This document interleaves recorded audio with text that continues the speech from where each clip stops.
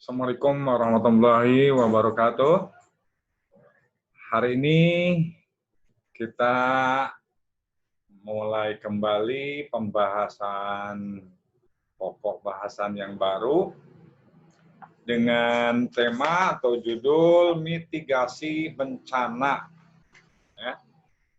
Di sini tentunya kita akan membahas apa itu mitigasi, apa itu bencana.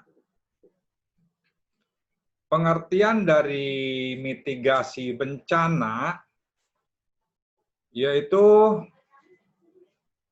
upaya secara struktural dan non-struktural dalam mengantisipasi itu sebelum dan kemudian sesudah dan terjadinya musibah. Itu adalah pengertian dari mitigasi. Jadi mitigasi ini adalah definisi dari mitigasi bencana, yaitu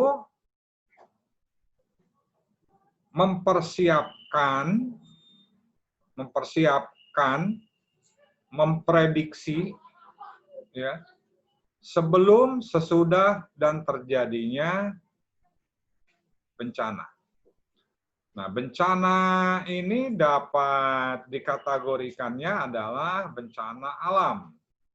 Ya. Dan bencana alam, ya, ini tadi kita mitigasi bencana ini pada dalam pembahasannya ini adalah bencana alam. Bencana alam ini fenomena serangkaian peristiwa yang mengakibatkan kerusakan oleh fenomena alam. Nah, jadi bencana alam itu adalah serangkaian peristiwa yang mengakibatkan kerusakan diakibatkan oleh alam. Nah, itu yang disebut dengan bencana alam. Nah, jadi mitigasi bencana ini adalah untuk mempersiapkan sebelum terjadinya bencana, ketika bencana, dan sesudah bencana. Jadi nanti dalam pokok bahasan berikutnya apa saja yang terlibat dalam hal mitigasi bencana ini. Tujuan dari bencana, mitigasi bencana ini, ya, yaitu adalah untuk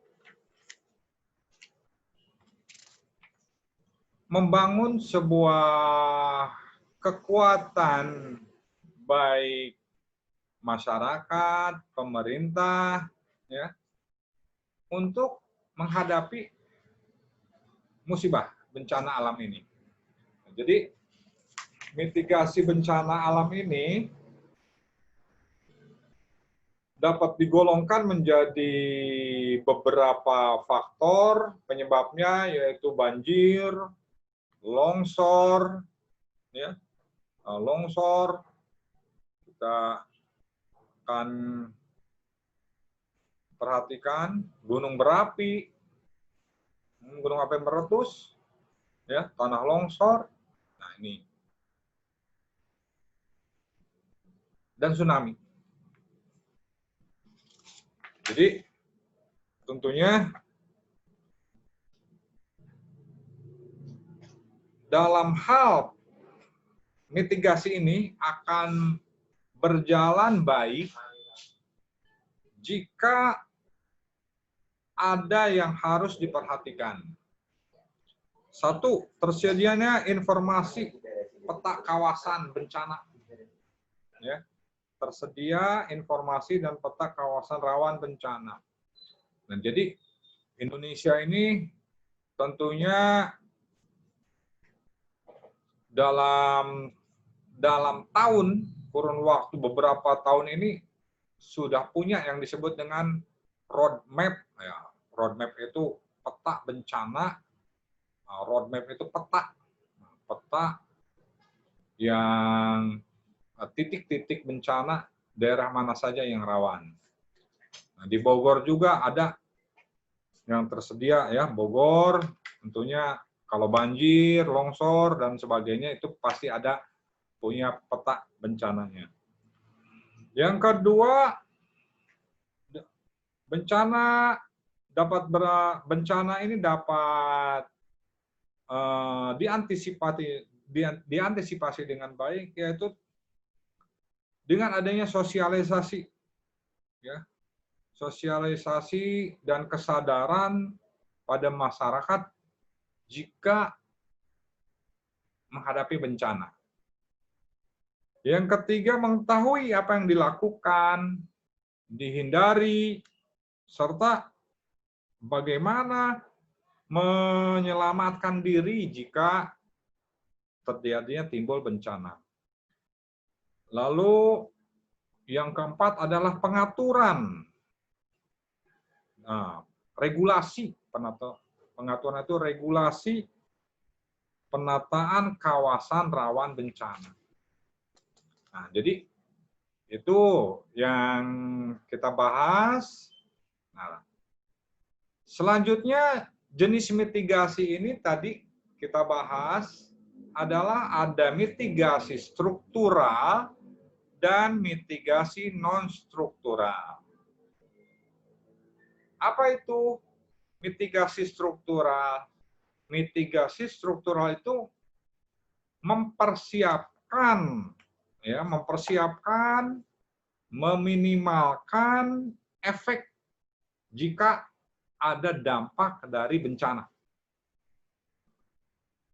Contoh, ini berarti mengantisipasi. Jika membangun rumah ataupun gedung, maka mitigasi strukturalnya itu adalah membuat fondasi yang kokoh. Contoh, ya, jika musim hujan sudah di musim kemarau seperti ini, maka sudah mulai membersihkan got, selokan, aliran-aliran yang mampet. Nah, itu adalah mitigasi struktural. Lalu mitigasi non-struktural ini adalah upaya untuk meminimalkan efek dampak yang ditimbulkan oleh bencana dengan kegiatan kebijakan. Ya. Jadi non-struktural ini adalah kebijakannya. Tentunya tadi, ya, bagaimana membuat sebuah kebijakan bahwa jika contoh seperti di gambar ini gunung meletus, maka kebijakannya ini ada aturannya bahwa masyarakat tidak diperkenankan untuk menempati daerah rawan gunung meletus ini.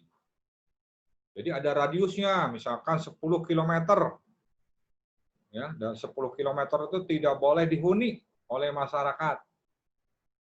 Kalau bercocok tanam boleh, tapi untuk menjadi rumah, aturannya tidak diperbolehkan. Nah, itu adalah contoh dari mitigasi non-struktural.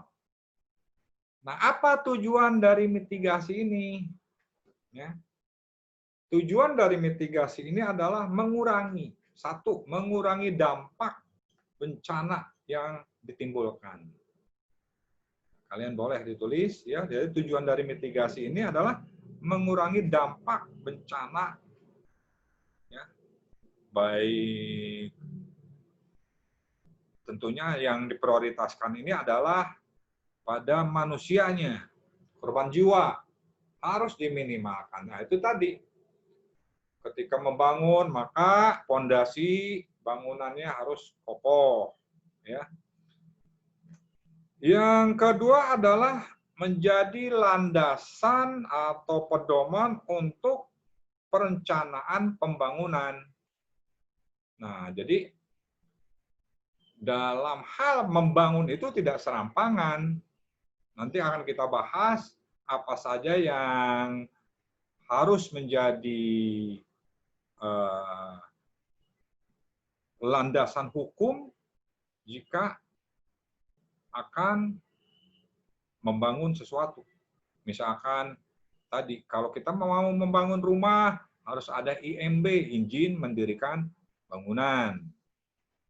Nah, jadi harus ada yang dinamakan peta, ya, peruntukan khusus untuk rumah, khusus untuk misalkan pasar, itu harus ada menjadi landasan pedoman untuk perencanaan pembangunan. Jadi tidak serampangan. Kenapa terjadi longsor banjir itu? Yaitu tadi akibat dari menabrak aturan. Yang seharusnya lahan hijau sebagai penyerap air ketika hujan, penampung air, dijadikan villa, dijadikan perumahan. Nah, itu adalah karena menabrak aturan atau melanggar aturan yang sudah ditetapkan oleh pemerintah. Yang ketiga adalah meningkatkan pengetahuan masyarakat tentang bencana. Bagaimana cara menghadapinya, bagaimana cara mengantisipasinya, ya, bagaimana mengurangi dampaknya.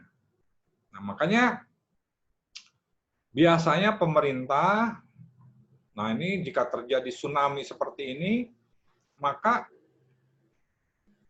ada program pelatihan bagaimana cara mengevakuasi diri jika terjadinya tsunami.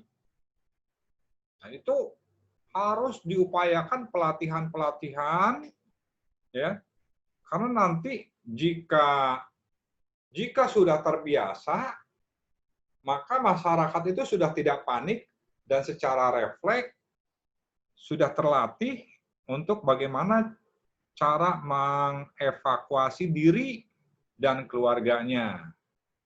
Jadi perlu pelatihan-pelatihan seperti ini karena itu tadi, ya, jangan sampai nanti ketika terjadinya bencana tsunami, jalur evakuasi itu macet. Ada yang ke utara, ada yang ke selatan, tabrakan, akhirnya macet. Nah, itu waktu terbuang, maka akan menimbulkan korban jiwa yang lebih banyak. Nah, jadi pelatihan-pelatihan semacam ini perlu. Nah, itu adanya di mitigasi bencana. Jadi, hari ini kita membahas pengertian dari mitigasi itu adalah antisipasi, lalu jika terjadi, dan setelah terjadi. Nah, itu saja dari Bapak. Nanti minggu depan kita masih membahas pokok bahasan mitigasi bencana berikutnya. Terima kasih perhatiannya. Wassalamualaikum warahmatullahi wabarakatuh.